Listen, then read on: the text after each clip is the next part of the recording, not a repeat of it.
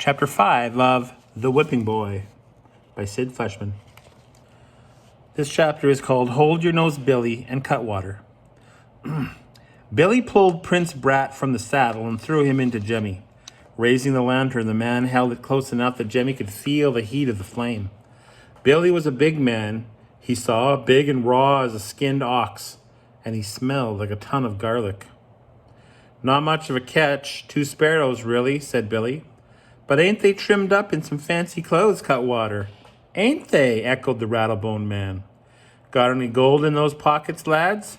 "No business of yours," snapped the prince. "Ah, but so help me, it is my business," Billy said with a thunderclap of laughter. "Don't you know who I am?" "A clod and a ruffian," declared the prince.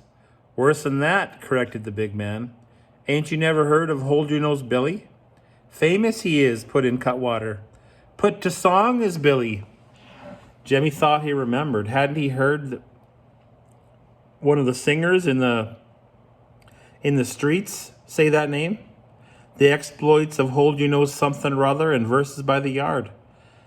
"The robber, are you?" "The same." "The murderer?" "Only in the line of duty."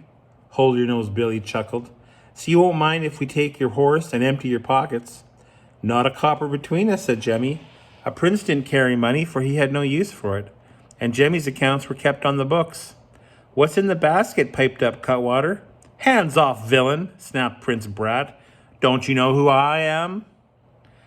Jemmy gave the prince a sudden jab of his elbow to keep his mouth shut. "Not a word." But the heir to the throne raised himself up to his full height. "Bow to your prince!" Fog swirled around the lantern. "Bow to what?" asked Cutwater. "I am Prince Horace." "And I'm the Grand Turnip of China," Cutwater snickered. "Dim-witted villains," shouted the prince. "I command you to turn us loose, or Papa will hang the pair of you in chains." "Hold your trap," Jemmy thought. "Don't you have a thimbleful of brains?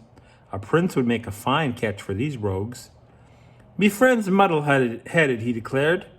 "His paw's nothing but a rat-catcher. But don't he put on airs, though."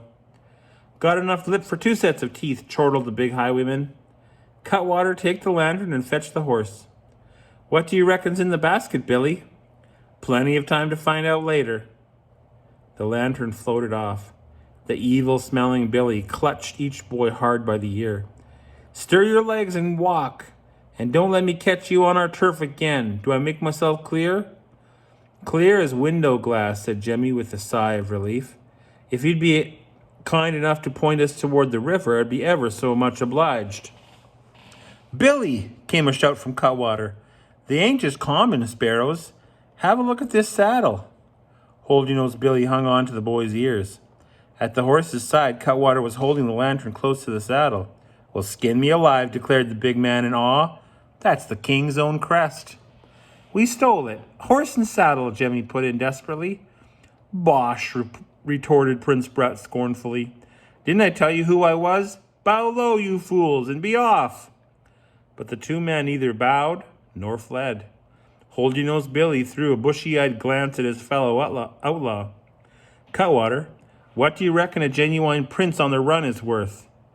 "His weight in gold at least, Billy," said Cutwater. And that is the end of Chapter 5.